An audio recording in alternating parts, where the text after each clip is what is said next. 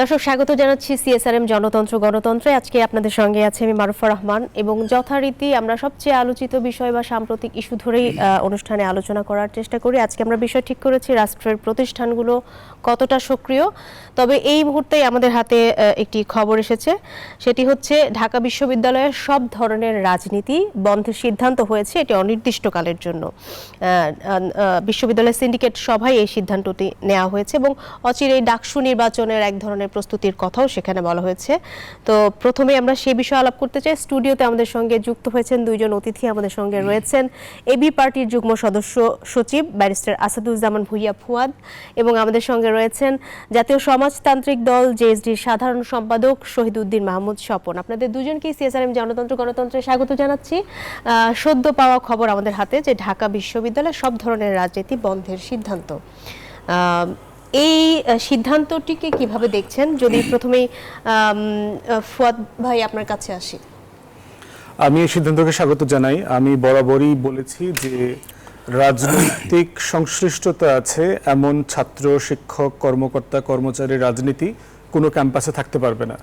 কোনো শিক্ষক, কোনো ছাত্র যদি রাজনীতি করতে চান ক্যাম্পাসের বাইরে গিয়ে পল্টনে, বিজয়নগরে, মতিঝিলে গিয়ে করবেন, কোনো সমস্যা নাই। কারণ দুনিয়াতে এই ধরনের নোংরামি রাজনীতির নামে যেগুলো বাংলাদেশে আমরা দেখে আসছি সেটা সুখকর না, যেটা আমাদের ভালো অভিজ্ঞতা বয়ে নিয়ে আসে নাই। দ্বিতীয়ত হচ্ছে যে এটা একটা আমাদের লম্বা ইতিহাস ঐতিহ্যের সাথে সংশ্লিষ্ট বলে মনে করে, কিন্তু আমি মনে করি যে বাংলাদেশের ছাত্র রাজনীতির অবদান জাতীয় রাজনীতিতে আসলে খুব কম। এটা হয়তো আমরা নিজেরাও ছাত্র রাজনীতি একসময় করেছি, স্বপন ভাই করেছেন। আমাদের নিজেদের অভিজ্ঞতা থেকে আমরা বলছি যে ন্যাশনাল পলিটিক্সে এটার কন্ট্রিবিউশন বেয়ার মিনিমাম। এবং আজকের বাংলাদেশের রাজনৈতিক দলগুলোর মধ্যে যে যে কালচার, পলিটিক্যাল কালচার বলতে আমরা যেটা দেখতে পাচ্ছি সেটা আসলে কোনোভাবেই বলে না যে বাংলাদেশ গঠন করবার জন্য যে আকাঙ্ক্ষা নিয়ে 1971 সালে বাংলাদেশ রাষ্ট্র আকারে হাজির হয়েছে যুদ্ধের মধ্য দিয়ে, সেই রাষ্ট্র গঠন করবার মতো রাজনীতিক নেতা, কর্মী, রাষ্ট্রনায়ক আমরা কিছু দেখি নাই। সংসদের দিকে তাকান, বাংলাদেশে মূলত তো ছাত্র রাজনীতি করা লোকজনই হচ্ছে বড় বড় রাজনৈতিক দলগুলো থেকে এমপি, মন্ত্রী হয়েছেন। কিন্তু আপনি দেখেন যে আমরা কি কোনো সংসদে 15 জন, 20 জন, 30 জন ভালো পার্লামেন্টারিয়ান পেয়েছি? আমাদের কনস্টিটিউশনে আর্টিকেল 65 and 6 বলে দেওয়া আছে যে সাংসদদের দায়িত্ব কি, তারা লেজিসলেট করবে, পার্লামেন্টারি আইন তৈরি করবে, বিতর্ক করবে, রাষ্ট্রের পরিচালনা নীতি কৌশল তৈরি করবে। কিন্তু আপনি দেখবেন যে বাজেটের ভিতরে গান গাইতেছে, নাচানাচি করতেছে, হত্যার বিচার চাচ্ছে, তারপরে হচ্ছে তুষ্টি এবং মানে প্রশংসা, বাজে রকমের যে জিনিসগুলোর কালচার আমরা দেখেছি। পার্লামেন্টেরিয়ান বলতে যে জিনিসটা বোঝায় সেটা ছাত্র রাজনীতি থেকে খুব বেশি উঠে আসে নাই। তো এই জন্য আমি মনে করি যে ছাত্র রাজনীতির বাংলাদেশ পরিগঠনে অবদানটা বেয়ার মিনিমাম, এবং এটা হয় নাই। আরেকটা এক্সাম্পল দেয় যে বাংলাদেশের গত 53 বছরে যদি আপনি সফল রাষ্ট্রনায়ক কাউকে বলেন যে যিনি রাষ্ট্র বুঝেছেন, এই রাষ্ট্রটাকে তৈরি করবার চেষ্টা করেছেন, প্রতিষ্ঠান তৈরি করেছেন, তিনি হচ্ছেন প্রেসিডেন্ট জিয়াউর রহমান। তিনি কোন জায়গা থেকে এসছেন, কিভাবে দল গঠন করেছেন সেই বিতর্ক করবার রাইট যে কারো আছে, কিন্তু তার 3.5 বছরে গভর্নেন্স বলতে যেটা বোঝায়, রাষ্ট্র শাসন, প্রশাসন পরিচালনা করবার যে জায়গা, দেশের জনগণের আকাঙ্ক্ষা পূরণ করা, রাষ্ট্রের সংকটগুলোকে অ্যাড্রেস করা, পলিসি ডেভেলপ করা, ইনস্টিটিউশন ডেভেলপ করা, এর প্রত্যেকটা কাজে হিস্টোরিক কন্ট্রিবিউশন ছিল ওই 3.5 বছরে। বাংলাদেশে গণতন্ত্র নিয়ে আসা, বহুদলীয় রাজনীতির চর্চা করা, ইভেন শেখ হাসিনাকে বাংলাদেশে ফিরায় নিয়ে আসা, 32 নম্বরের চাবিটা জিয়াউর রহমান নিজে ওনার হাতে তুলে দিয়েছেন, যে যেটা যেভাবে ছিল 75-এ তেমনটাই আবার ফিরায় দিয়েছেন। তো এই ধরনের একটা লিবারাল, উদার গণতন্ত্রের চরিত্র ধারণ করে যে রাজনীতিটা করা, এটা উনি করেছেন। যদি ওনার দল সেটা করে রাখতে পেরেছে কিনা পরবর্তীতে সেটা অন্য বিতর্কে আলোচনার সুযোগ আছে। জি, আমরা আবার একটু ঢাকা বিশ্ববিদ্যালয়ে যে রাজনীতি বন্ধ হলো সকল ধরনের, সেই ইস্যুতে ফিরে আসতে চাই। আমি আবার শহীদউদ্দিন মাহমুদ স্বপন আপনার কাছে যদি আসি। ফুয়াদ ভাই বলছিলেন যে কোনো ক্যাম্পাসের বাইরে গিয়ে রাজনীতি করার কথা, এবং ছাত্র রাজনীতির অবদান নিয়েও তিনি বলেছেন যে জাতীয় রাজনীতিতে খুবই সামান্য। আপনি এই বিষয়ে আপনার মন্তব্য কি বা কতখানি একমত? ধন্যবাদ আপনাকে। আলোচনায় ফুয়াদ ভাই আছেন, কথা বলছেন, ওনাকেও ধন্যবাদ জানাচ্ছি। প্রথমে বলতে চাচ্ছি যে সমস্যাটা তৈরি হয়েছে ছাত্র রাজনীতি বা শিক্ষক রাজনীতি বলে যে জায়গাটায় আজকে এসেছি, এবং যেখানে যে ঘটনার প্রেক্ষিতে বা যে সময়ের প্রেক্ষিতে নিষিদ্ধ করা হলো, সেটা একটা দৃষ্টিভঙ্গি। কিন্তু আপনি যদি পেছনের দিকে ফিরে তাকান, ছাত্র রাজনীতি যেটি আমরা বাংলাদেশের বিগত সময়ে যে গৌরবোজ্জ্বল যে অর্জনগুলো ছিল, সে ভাষা আন্দোলন থেকে শুরু করে আপনার 6 দফাকে জনগণের মাঝে নিয়ে যাওয়া থেকে শুরু করে 62 শিক্ষা আন্দোলন এবং 17 ছাত্র গণ অভ্যুত্থান, 70 নির্বাচন এবং মুক্তিযুদ্ধ, সমস্ত বিষয়গুলোর ভিতরে কিন্তু ছাত্রদের জায়গাটা যেভাবে সক্রিয় জায়গা যেভাবে ছিল, আপনি সেই জায়গাটাকে অস্বীকার করবার কোনো সুযোগ আছে বলে আমি মনে করি না। 2024-এও কি ছাত্রদের অবদানকে 2024-ও ছাত্র জনতাই সেটি করেছে, পার্থক্য আছে একটু। তখন ছাত্র সংগঠনগুলো, রাজনৈতিক সংগঠনগুলো সম্মিলিত প্রয়াসের মধ্য দিয়ে সে আন্দোলন অভ্যুত্থানগুলো সংগঠিত হয়েছে। 2024-এ সেটার ব্যতিক্রম হলো, সেটি কোনো দলীয় ছাত্র সংগঠন বা দলীয় রাজনীতির ব্যানারে সেই আন্দোলনে সংগঠিত হয়নি। সুতরাং সেই সময় পর্যন্ত সেই অবদান রাখবার যে জায়গাটা তৈরি হয়েছিল, সেটিকে অস্বীকার করার সুযোগ নেই। আপনি দেখেছেন যে 1971 সালে 2 মার্চ তখন পূর্ব পাকিস্তানের মাটিতে স্বাধীন দেশের পতাকা উড়িয়ে দেওয়া হয়েছিল। ঢাকসুর বিপি ছিলেন আসম আব্দুল হক। আপনি চিন্তা করতে পারেন যে এই পাকিস্তানি সমস্ত শাসন প্রশাসন ক্ষমতা কাঠামোর মধ্য থেকে এবং সেই দিনকার পূর্ব পাকিস্তানের মাটিতে ছাত্র সমাজের পক্ষ থেকে দাবিটা উঠানো হয়েছিল। আপনি 23 মার্চ পর্যন্ত যেখানে শেখ মুজিবুর রহমান ক্ষমতার ভাগাভাগি আলোচনা করছেন অথবা সাংবিধানিক প্রক্রিয়ার মধ্য দিয়ে সমস্যার সমাধান করছেন, সেখানে 2 মার্চ পতাকা উত্তোলন হলো, 3 মার্চ ইশতেহার পাঠ হলো এবং 23 মার্চ ওনার গাড়িতে স্বাধীনতার পতাকা লাগিয়ে দেওয়া হলো। সুতরাং এই জায়গাগুলো যদি আপনি দেখেন, এবং স্বাধীনতা পরবর্তী সময়েও এবং মুক্তিযুদ্ধে ছাত্র সমাজের অংশগ্রহণ, বিএলএফ গঠন, যেটি মূলত ছাত্রদের প্রতিনিধিত্ব ছিল, মানে ছাত্র রাজনীতিকে একেবারে খারিজ করে দেওয়ার কিছু আমি না। বলতে উজ্জ্বল চাচ্ছি, অনেক আমি দিকও আছে। বলতে আমরা উজ্জ্বল একটা অতীত লাইভে যেমন- যাব, আমরা একটা লাইভ থেকে আবার আসবো। আমাদের একজন রিপোর্টার ঢাকা বিশ্ববিদ্যালয়ে এই মুহূর্তে রয়েছেন, মোহাইমিনুল ইসলাম, তিনি রয়েছেন ঢাকা বিশ্ববিদ্যালয়ে। দর্শক, আমরা জানি যে ঢাকা বিশ্ববিদ্যালয়ের সব ধরনের রাজনীতি বন্ধের সিদ্ধান্ত হয়েছে। বিশ্ববিদ্যালয়ের সিন্ডিকেট সভায় এই সিদ্ধান্তটি হয়েছে। এই মুহূর্তে ঢাকা বিশ্ববিদ্যালয়ে প্রাঙ্গণে রয়েছেন আমাদের সহকর্মী মোহাইমিনুল ইসলাম। মোহাইমিন, আপনি সেখানে আসলে কি চিত্র দেখছেন? এই সিদ্ধান্তটির প্রেক্ষিতে আসলে কেমন পরিস্থিতি বিরাজ করছে সেখানে?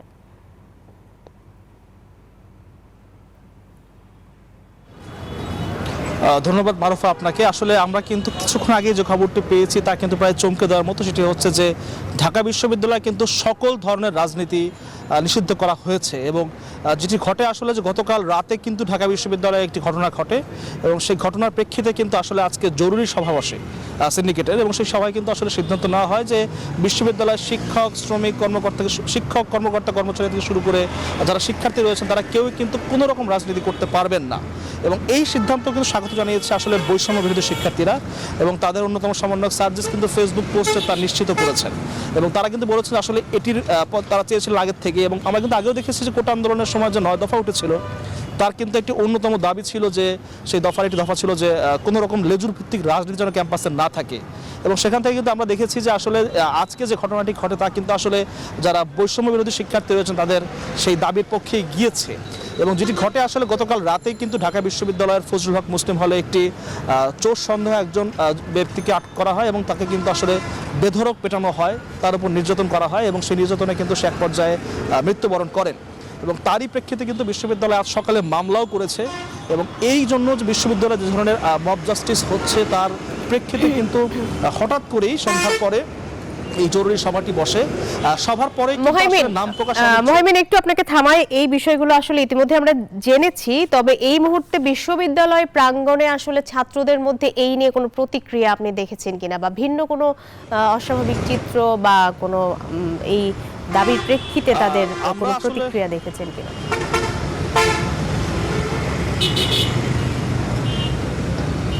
যেমনটি আসলে বলছিলাম আপনাকে যে যেহেতু এই দাবিটি আসলে বৈষম্য বিরোধী ছাত্র আন্দোলনের 9 দফার একটি দফার দাবি ছিল এটি, সেই দফা অনুযায়ী কিন্তু যেহেতু এটি হয়েছে তারা কিন্তু বেশ উচ্ছ্বাস প্রকাশ করেছেন এবং আমি কিন্তু এর মধ্যেই বলেছি যে যারা এটিকে স্বাগত সমন্বয়করা জানিয়েছে রয়েছেন, এবং এই তারা সিদ্ধান্তকে কিন্তু মেনে আসলে, নিয়েছে। ধন্যবাদ প্রতি আপনাকে, সম্মতি জানিয়ে আপনাকে ধন্যবাদ মোহাইমিন আমাদের সঙ্গে যুক্ত হওয়ার জন্য। আমরা দেখছিলাম যে ঢাকা বিশ্ববিদ্যালয়ের যারা বিশেষ করে বৈষম্য বিরোধী ছাত্রদের ব্যানারে যারা ছিল তারা এটিকে মেনে নিয়েছে। এখন পর্যন্ত যে চিত্রটি আমরা দেখছি এর প্রতিক্রিয়া আরো কিছু আসতে পারে কিনা এখনো বলা যাচ্ছে না। আমি আমার কথাটা শেষ করতে চাই, সেটি হচ্ছে যে এর পরবর্তী সময় যে বিষয়টা ছাত্র রাজনীতি কেন্দ্র করে গড়ে উঠলো সেটি হচ্ছে যে আদর্শিক ছাত্র রাজনীতির চর্চার যেমন একটি জায়গা ছিল, তেমনি ক্ষমতাসীনদের হাতিয়ার হয়ে লাঠিয়াল বাহিনী হয়ে ছাত্র সংগঠন গড়ে তুলবার একটা প্রয়াস শুরু হলো। এবং শুধু এই 15.5 বছর বা 17 বছরের ঘটনা নয়, তার আগেও কিন্তু এই ঘটনাগুলো ঘটেছে। যারা ক্ষমতায় ছিলেন তাদের লাঠিয়াল বাহিনী হিসাবে ছাত্র সংগঠন গড়ে তোলার চেষ্টা করা হলো। এই লেজুর ভিত্তির ছাত্র রাজনীতি এই ক্যাম্পাসকে আর শান্তিতে থাকতে দিল না এবং সেখানে এই রাজনৈতিক দলগুলোর আধিপত্য বিস্তারের একটা খেলায় পরিণত হলো।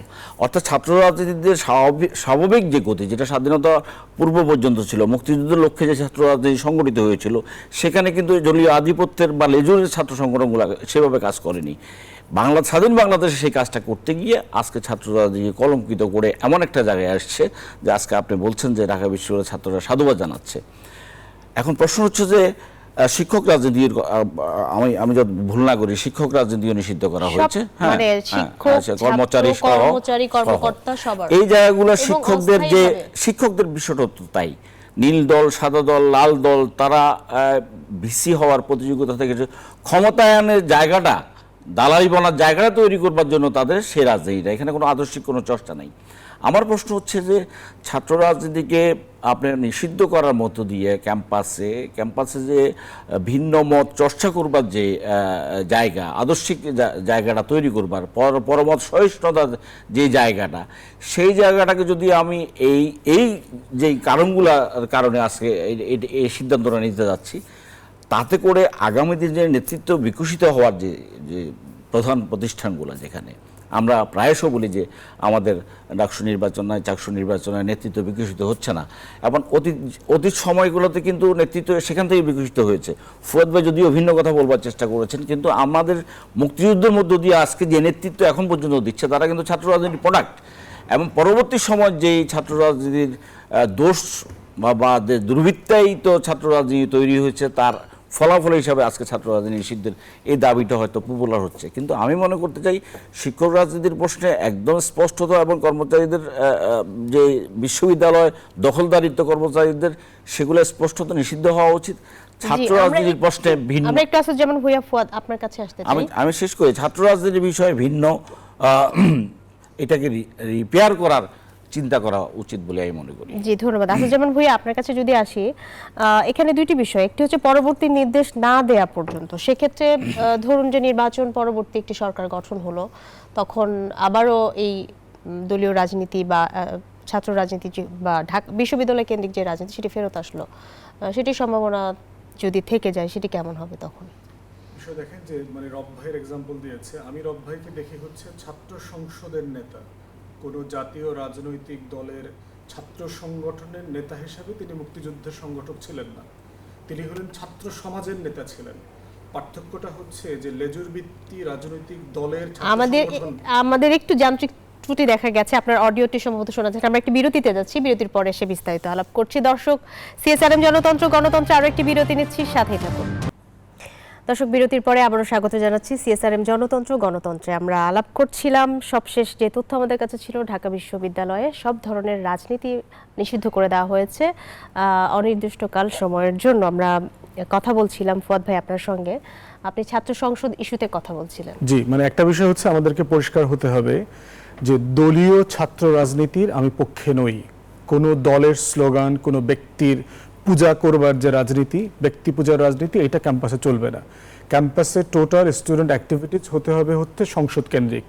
রব ভাইয়ের কথা রাইটলি স্বপন ভাই বলেছেন, কিন্তু রব ভাইকে আমি ছাত্র সমাজের নেতা মনে করি। ওই সময়টাতে উনি কোনো মানে দলীয় ছাত্র রাজনীতির অংশ ছিলেন না, এবং এজন্যই হচ্ছে ওনারা সকল মানুষের ভালোবাসা নিয়ে মুক্তিযুদ্ধকে অর্গানাইজ করতে পেরেছেন। আরেকটা বিষয় মাথায় রাখতে হবে যে এটাকে অক্সফোর্ড অফ দ্য ইস্ট বলছে, তাহলে অক্সফোর্ডে আসলে কি হচ্ছে? ওখানে কি সবাই লেবার পার্টি, তারপরে হচ্ছে কনজারভেটিভ, লিবডেম, ওরা কি দলীয় রাজনীতি করে, ওখানে মিছিল মিটিং করে? ওরা দুইটা কাজ করে। একটা হচ্ছে অক্সফোর্ডে আপনার স্টুডেন্ট ইউনিয়ন আছে, ছাত্র সংসদ নির্বাচন হয়। আর দ্বিতীয়ত যেটা করে, ওদের পলিটিক্যাল পার্টিগুলো ওইখানে বিভিন্ন গবেষণা নিয়ে কাজ করে, পলিসি লেভেলে কাজ করে, স্টুডেন্টদের রিলেটেড পলিসি। আমার অ্যাকোমোডেশন ক্রাইসিস কিভাবে হ্যান্ডেল করতে হবে, আমার ফিস বাড়াবো কি বাড়াবো না, সবই ছাত্রদের স্বার্থ সংশ্লিষ্ট, কিন্তু পলিসি লেভেলে ডিসকাশন হচ্ছে আর কি। কিন্তু ঢাকাতে দেখেন এই বিষয়গুলো কোথাও নাই, কোনো ক্যাম্পাসগুলোতে এটা নাই। তাই আমরা চাচ্ছি যে ছাত্রদের দলীয় কোনো রাজনীতি ক্যাম্পাসে থাকবে না, শিক্ষক, কর্মকর্তা, কর্মচারী সবার। দ্বিতীয় এক্সাম্পল দেই, অক্সফোর্ডে আপনার প্রতি বছর রিসার্চ বাজেট হচ্ছে বাংলাদেশি টাকায় এখন প্রায় 9,000 থেকে 10,000 কোটি টাকা। সেখানে ঢাকা বিশ্ববিদ্যালয়ের বাজেট হচ্ছে 1,000 কোটি টাকা অথবা 1,100 কোটি টাকার মতো আর কি। এবং এটার 90% মতো প্রায় টাকাটা খরচ হয় হচ্ছে অ্যাডমিনিস্ট্রেটিভ কস্ট, বেতন ভাতা, এই বিল্ডিং লুক আফটার করা, মেইনটেনেন্স, এটা সেটা। আপনি 100 কোটি টাকাও দেখা যায় যে গবেষণায় নাই। তাহলে আপনি অক্সফোর্ড যেখানে শতাধিক নোবেল পুরস্কার পেয়েছে, প্রতি বছর একটা দুইটা পায়, তাহলে আমার বিশ্ববিদ্যালয়ে কোনো নোবেল লরিয়েট নাই কেন, প্রফেসর ইউনুস ছাড়া? আমারও তো বয়স 100 বছর হয়ে গেছে। তাহলে এই বিষয়গুলো আজকে সময় এসছে ক্রিটিক্যালি ভাবার, যে আমি বাংলাদেশে একটা বিশ্ববিদ্যালয়কে কিভাবে দেখতে চাই। এটা কি মানে গর্ব করার বিষয়? এখান থেকে অনেক মিছিল মিটিং হয়, এখানে অনেক প্রতিবাদ হয়। প্রতিবাদ যারা করেছে বাংলাদেশে গত জুলাই অগাস্টে, ওরা তো স্কুলের ছাত্র ছিল, কলেজের ছাত্র ছিল, প্রাইভেট ইউনিভার্সিটির ছাত্র ছিল, জাতীয় বিশ্ববিদ্যালয়ের ছাত্র ছিল, মানে গ্রামের সাধারণ মজুর খেটে খাওয়া মানুষ, মাদ্রাসার ছেলেরা ছিল। ওরা তো বিশ্ববিদ্যালয়ে পড়ে নাই, ওরা তো দলীয় ছাত্র রাজনীতি করে না। প্রতিবাদ একটা অন্য জিনিস, অন্যায়ের প্রতিবাদ করা হচ্ছে মনুষ্যত্বের ধর্ম, যার যার জায়গা থেকে করবে। নিশ্চয়ই আপনার সেই ছবিটার কথা মনে আছে, যে রিক্সাওয়ালা রিক্সার উপরে দাঁড়ায় মিছিলে স্যালুট দিচ্ছে, ও তো প্রতিবাদ করেছে, ও তো বিশ্ববিদ্যালয়ে পড়ে নাই, ও মিছিলেও যায় নাই। যে লোকটা বাদাম খাইয়েছে ফ্রি রিক্সায়, তারপরে ভ্যানে করে, সিএনজিতে করে লাশ হাসপাতালে পৌঁছে দিয়েছে, সেও তো প্রতিবাদ করেছে। মুক্তিযুদ্ধে বিশ্ববিদ্যালয়ের ছেলেমেয়েদের অংশগ্রহণ কিন্তু সংখ্যা অনুপাতে অনেক কম ছিল। মুক্তিযুদ্ধ করেছে গ্রামের মানুষ, সাধারণ মানুষ, নেতৃত্ব দিয়েছে আমাদের আর্মড ফোর্সেস। প্রত্যেকটা সেক্টর কমান্ডার দেখেন, এই যে 4টা বীর বিক্রম, বীরশ্রেষ্ঠ, বীর প্রতীক যে আছে, এর পুরো তালিকা দেখেন সামরিক সদস্যরা। অতএব মুক্তিযুদ্ধে ছাত্রদের অবদানকে খুব ডিসপ্রপোর্শনেটলি হাইলাইট করা হয় বলে আমি মনে করি। অবশ্যই রব ভাই থেকে শুরু করে তখনকার ছাত্র নেতাদের এটাকে উদ্যোগ নেওয়া, এটাকে এগিয়ে নেওয়া, মানুষকে উৎসাহিত করবার অবদান ছিল, কিন্তু সেটা ডিসপ্রপোর্শনেটলি অনেক বেশি। যে মানুষগুলোর গল্প কেউ জানে না, তারাই মুক্তিযোদ্ধা ছিল। যে মানুষগুলো জুলাই আগস্টে রক্ত দিয়েছে, যার নাম আমি আপনি জানি না, তারাই হচ্ছে বাংলাদেশের আন্দোলন সংগ্রামে অংশগ্রহণ করেছে। ধন্যবাদ। আমরা একটু শহীদুদ্দিন মাহমুদ স্বপন আপনার কাছে আসতে চাই। ঢাকা বিশ্ববিদ্যালয়ে এই যে একটি সিদ্ধান্ত আসলো, যেখানে আসলে অনির্দিষ্টকালের জন্য সকল প্রকার দলীয় রাজনীতি নিষিদ্ধ হলো, এর প্রভাব কি অন্যান্য ক্যাম্পাসেও পড়বে কিনা? আমরা সেটি তো পড়তেই পারে, অন্যান্য ক্যাম্পাসেও সে বিষয়ে আসলে আপনার মতামত সেটি আসতে পারে না। যেটি হচ্ছে যে সমস্যাটাকে চিহ্নিত করে সেটিকে সমাধান খুঁজবার জায়গায় যাওয়ার চেষ্টা না করে সেটিকে বন্ধ করে দেওয়ার মধ্য দিয়ে খুব সমাধানটা হয়ে যাবে তেমনটি কথা না। ফুয়াদ ভাই যে কথা বলছেন, ছাত্র রাজনীতির যে গৌরবোজ্জ্বল ইতিহাস, হ্যাঁ, আর যে অবদানের কথা, এবং ঢাকা বিশ্ববিদ্যালয় কেন্দ্রিক, ওনার সাথে আমি একমত। ঢাকা বিশ্ববিদ্যালয় থেকে মিছিল বেরিয়েছে, এটি নিয়ে গর্ব করার অনেক কাহিনী আমরা শুনি। ঢাকা বিশ্ববিদ্যালয় আন্দোলন সংগ্রামের একটা সূতিকাগার হিসেবে ব্যবহার হয়েছে, এটি গর্ব করতেই পারি, এর করাটা অপরাধ না। আমি এই বিশ্ববিদ্যালয়ের ছাত্র, এই ঔপনিবেশিক শাসনের ভেতরে আমার এই অঞ্চলের মানুষ বাস করে, সেখানে আমার কৃষক, শ্রমিক, মেহনতি মানুষের পক্ষে প্রতিবাদ করবার মানুষ ছাত্ররা হবে, এটিই স্বাভাবিক কথা। কিন্তু প্রশ্ন হচ্ছে যে ওই কথার সাথে আমি একমত। ঢাকা বিশ্ববিদ্যালয় প্রাচ্যের অক্সফোর্ড খ্যাত, যে আমরা যে খ্যাতিটার কথা বলি, সেই খ্যাতিটা সাথে ঢাকা বিশ্ববিদ্যালয়ের যে গবেষণা থেকে শুরু করি, তার শিক্ষার মান, পার্শ্ব বিশ্ববিদ্যালয়ের তার অবস্থান না থাকা, সব মিলিয়ে এটা তো বিশাল একটা হতাশার কাহিনী। এবং তার গবেষণার বরাদ্দের যে টাকাটা যে পরিমাণ এখানে থাকে, সেটিতে আসলে একটি বিশ্ববিদ্যালয়কে মেধার চর্চা করবার একটা বিশ্ববিদ্যালয়, গবেষণা করবার একটা বিশ্ববিদ্যালয়, নতুন কিছু তৈরি করবার একটা বিশ্ববিদ্যালয় হিসাবে এটাকে বিবেচনা নেওয়া যায় না এই বিনিয়োগের মধ্য দিয়ে। কারণ এটার জন্য তো একটা বিশাল বিনিয়োগের দরকার।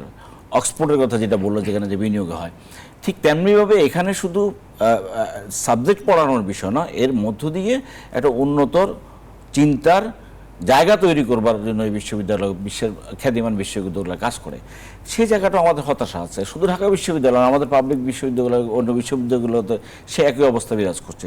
সুতরাং আমি বলতে চাচ্ছি যে এই সমস্ত বিষয় মানে মাথা ব্যথার জন্য মাথা কেটে ফেলার বিষয় যেমন এক ধরনের আইডিয়া, আবার এটিকে রিপেয়ার করা যায় কিভাবে যে আমি যেটা প্রথমে যেটা বলতে চেয়েছি যে নেতৃত্ব তৈরি করবার যেমন একটি জায়গা, সেই জায়গাটা যেন ছাত্রদের মধ্য দিয়ে, ছাত্র সংসদ নির্বাচনের মধ্য দিয়ে যে নেতৃত্ব তৈরি হওয়ার সুযোগ তৈরি করে দেওয়া যায়, সেই কাজটি করবার ক্ষেত্রে দলীয় রাজনীতির কোনো ছায়া বিশ্ববিদ্যালয় ক্যাম্পাসে থাকতে পারবে না।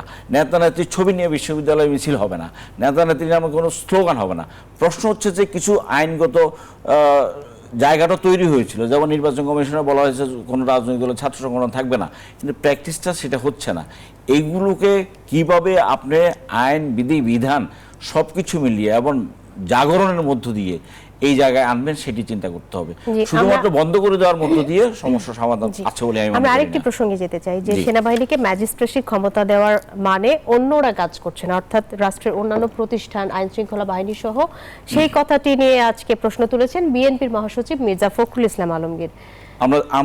আমরা দেখেছি, আলোচনাটা দেখেছি। আপনি দেখুন, আমরা 35 জুলাই বলি যে ছাত্র জনতা যে অভ্যুত্থানের মধ্য দিয়ে আজকে 15-16 বছরের যে রেজিম পরিবর্তনের যে লড়াইটা আমরা করছিলাম, সেটি আমাদের ক্ষেত্র প্রস্তুত করা, অবিরাম সংগ্রামের ভিতরে থাকা, গুম খুম হত্যা থেকে শুরু করি, মানে ভয়াবহ ফেসিবাদ বলতে যেটা বোঝায় সেইটি শেখ হাসিনা সেই চরিত্র অর্জন করেছিলেন এবং আজীবন ক্ষমতা থাকার ভাষণা নিয়ে উনি রাষ্ট্রকে শাসন করা, জনগণকে শাসন করা, এবং এই জন্য হত্যা কোনো বিষয় তার কাছে বিবেচিত ছিল না। এখন প্রশ্ন হচ্ছে যে এই ছাত্র জনতার গণ অভ্যুত্থানের যে বিজয়ের মধ্য দিয়ে যে আংশিক বিজয়টা আমরা বলি যে ফ্যাসিবাদের আমরা পতন ঘটিয়েছি, কিন্তু যে ফ্যাসিবাদী শাসন ব্যবস্থা বহাল আছে 52 বছর পর্যন্ত, আমরা মনে করি যে 1971 সালের যে 72-এর যে আমার সংবিধানটি প্রণীত হয়েছে, সেই সংবিধানটি যথাযথ জনগণের যে আকাঙ্ক্ষার যে একটা সংবিধান, গণতান্ত্রিক সংবিধান হওয়ার কথা ছিল, সেটি হয়নি। সেটির ক্ষমতা কাঠামো বিশ্লেষণ করলে অনেক কিছু, সে বিষয়ে আমি যাচ্ছি না। আমি বলতে চাচ্ছি যে এর মধ্য দিয়ে গণ অভ্যুত্থান পরবর্তীতে গণ অভ্যুত্থানের সময় পুলিশের ভূমিকা থেকে শুরু করি, তাদের যে মনোবলের যে জায়গা তৈরি হয়েছে, পুলিশ যেভাবে মানুষ হত্যা করেছে, সেই জায়গায় যে এই পরবর্তী সময় এই জায়গাগুলো ঠিকমতো কাজ করছে না, এটা সত্যি কথা। এবং সেই ক্ষেত্রে আজকে সেনাবাহিনীর এই দায়িত্ব দেওয়াটাকে আমি মনে করি যথাযথ, কারণ জনশৃঙ্খলা ফিরিয়ে আনার বিষয়টা একটা গুরুত্বপূর্ণ কাজ। আমরা ইতিমধ্যে অনেক বিষয় দেখেছি যেগুলা শৃঙ্খলা পরিপন্থী। ফুয়াদ, আপনার কাছে আমি এই একই প্রশ্ন রেখেই আসবো, তবে তার আগে একটি বিরতি নিচ্ছি। দর্শক, সিএসআরএম জনতন্ত্র গণতন্ত্রের সময় হলো আরেকটি বিরতি নেওয়ার সাথেই থাকুন। আবারও স্বাগত জানাচ্ছি সিএসআরএম গণতন্ত্রে। আমরা অনুষ্ঠানের প্রায় শেষ পর্যায়ে রয়েছি। আমরা আলাপ করছিলাম অন্তর্বর্তী সরকারকে অনুরোধ করা হয়েছে যে বিএনপির মহাসচিবের তরফ থেকে ম্যাজিস্ট্রেসি ক্ষমতা যেটি সেনাবাহিনীকে দেওয়া হয়েছে, সেই ইস্যুতে সামগ্রিকভাবে তিনি বলেছেন যে দেশের মানুষের জন্য এটি যেন বুমেরাং না হয় বা এটি বিষয়টি পুনর্বিবেচনা করার জন্য। তো আলাপ করছিলাম এর আগে স্বপন ভাই আপনার সঙ্গে, ফুয়াদ ভাই আপনার কাছে আবারও আসি এই ইস্যুতে। দেখেন, ব্যক্তিগতভাবে আমি এই সেনা সদস্যদেরকে ম্যাজিস্ট্রেসি পাওয়ার দেওয়ার ব্যাপারে আমি এটা সিদ্ধান্তকে ইতিবাচক হিসেবে দেখি এবং সাধুবাদ জানাই। আমরা ইতিমধ্যে দাবি করেছিলাম যে 5ই আগস্ট থেকেই যেহেতু সেনা সদস্যরা মোতায়েন ছিল, ডেপ্লয়েড ছিল, তাদেরকে ম্যাজিস্ট্রেসিটা দিলে আইন শৃঙ্খলা পরিণতি যেভাবে ডেটোরিয়েট করেছে over the days and weeks, এইটা এই পর্যায়ে যেত না, আমি এটা মনে করি। এবং আনসার সদস্যের সময় আপনার মনে থাকার কথা যে আনসাররা সচিবালয় ঘিরে রেখেছে, আমরা সেনা সদস্যদেরকে দেখতে পাচ্ছি কিন্তু কোনো রোল করছে না, তারা কোনো কাউকে ঠেকানোর চেষ্টা করছে না, কারণ তারা বলেছে যে এখানে কোনো ম্যাজিস্ট্রেট উপস্থিত ছিল না অথবা আমাদেরকে কেউ বলছে না যে আমরা কি করতে পারবো। তো এটা বাই ল তারা এটা ভালো কাজ করেছেন, কিন্তু আমরা মনে করি যে 5 তারিখের পর থেকেই এটা দেওয়া উচিত ছিল। এবং এখানে ক্ষমতা কিন্তু খুব লিমিট করে দেওয়া আছে যে তারা পুলিশিংটাকে রিপ্লেস করবেন, যেখানে থানাতে পুলিশ সদস্য কম, অথবা ধরেন পেট্রোল পুলিশ দিতে পারছে না রাতের বেলা, যেখানে চুরি ডাকাতি হচ্ছে, সাফিসিয়েন্ট পুলিশ সদস্যরা রেসপন্স করতে পারছে না, সেই জায়গাগুলোতে তারা হেল্প করবেন।